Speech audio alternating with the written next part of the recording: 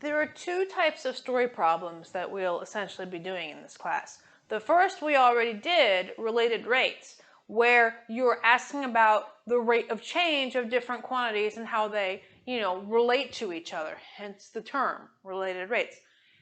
The second kind is optimization, where we're trying to find the maximum or the minimum, or maybe both, of some particular quantity.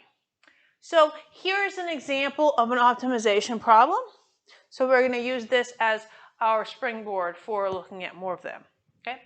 A farmer has 2,400 feet of fencing and wants to fence off a rectangular field that borders a straight river. Okay, you don't need to fence by the river, right? What are the dimensions of the field that have the largest area, or that has the largest area? So what I'm asking is this. So you've got a river, and so he's going to make a rectangular field like this.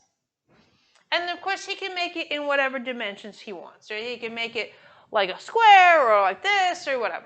But the question is, how do you get the largest area? Now, if it was just, and we can do this as well, if there was no river involved, it was just a rectangle, it does turn out that the best area is a square. But now, because we've got this here, we don't necessarily know. He has a specific amount of fencing that he has to use, but he can change the dimensions of the thing. So that's the idea. So let's give this some variables. So we can call this length and this is width, right? So what are we trying to maximize? We're trying to maximize the area. So we're going to maximize our function area is length times width. And as we know, to maximize or to find the maximum or the minimum, we have to take the derivative, right? So that's what we're going to do. That's why these problems are here. Now we know how to take the derivative. We can figure out the maximum or the minimum. Of course, here I've got two variables, right? I've got L times W, but we really only take the derivative with respect to one variable, okay? Because this is single variable calculus, right? We'll leave the rest to Calc 3. So here we go.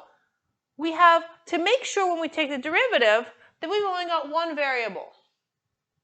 Now we have two, but we have to figure out the relationship between them. So that's a very important part of these problems. We saw it sometimes with the related rates problems also, but here it's going to be in almost every problem, basically. You have to figure out the relationships between things so that you can get it to the point where you can take the derivative with respect to one variable and figure out like what that one maximum is or minimum. So here we know what the area is, right? But then the other thing that we were given was the total amount of fencing. So we can figure out that parameter, what the parameter is going to have to be. He's obviously going to use all of his fence. So if I look at this, I can see that 2W plus L is going to equal 2,400. Okay, because that's how much fence he has. So hope you guys can see that. There's a I'm not sure that's any better. Oh, bad shadows today.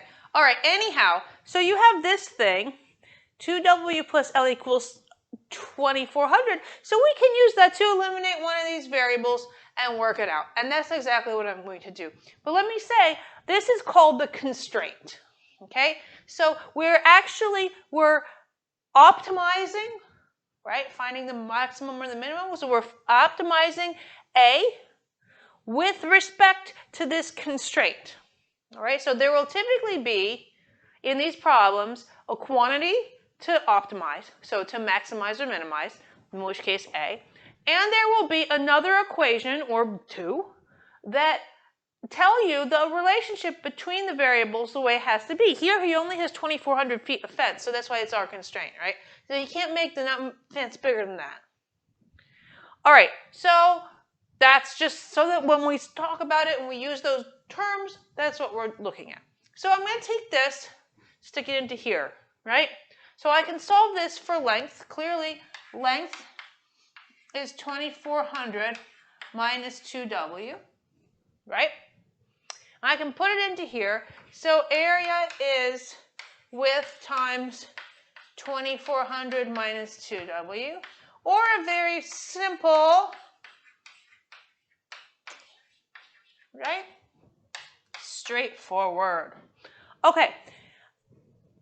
I could have solved for W also, right? I could have eliminated whichever one I wanted. I just did this so I didn't have to divide by 2 and write 1/2. I mean, it doesn't matter.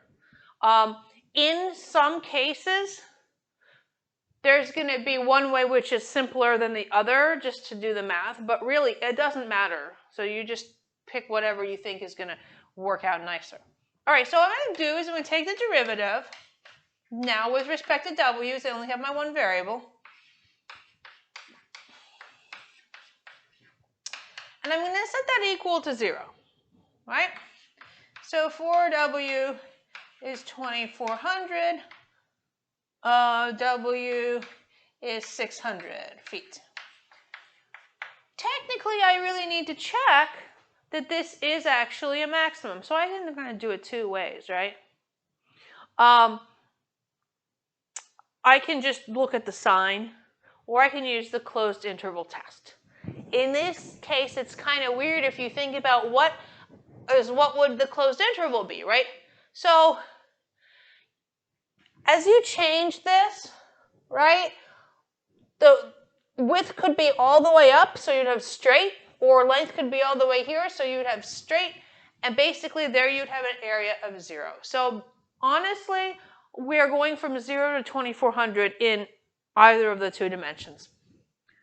Obviously, that's not what we're really doing, but we can think of it in those ways. Clearly, both of those situations, our area would be 0, right? So that would be the minimum.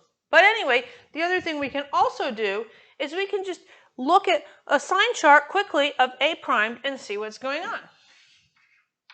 Right? So if I put in 600 here, look at this.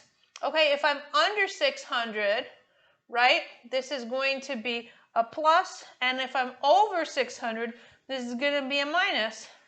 So that is clearly going to be a maximum, a local max, right? So my local max is going to be here. My minimum is going to be at the point where I don't even have a box. So obviously this is going to be the dimension that's going to give me the largest area. Okay? So if W is 600, but when it says, you have to be careful. This is the last thing you have to be careful that you answer the question. Because we found W, we're not done. It says, what are the dimensions? So you got to plug back in here and find out what L is, right? So 1200, so L is going to be 1200 feet, okay? The other thing they could have asked you is, what is the largest area? So then you would have to take your 1200 and your 600 and you plug it back in here, right? So it's important to finally, once you're finally done, you did everything you need to do, you get an answer, make sure you completely answer the question. All right. So we'll just do some more examples. In the next video, I'm going to give you a sort of a strategy for solving these, basically exactly what we did here, but sort of writing it down more step by step, and then we'll do a bunch more examples.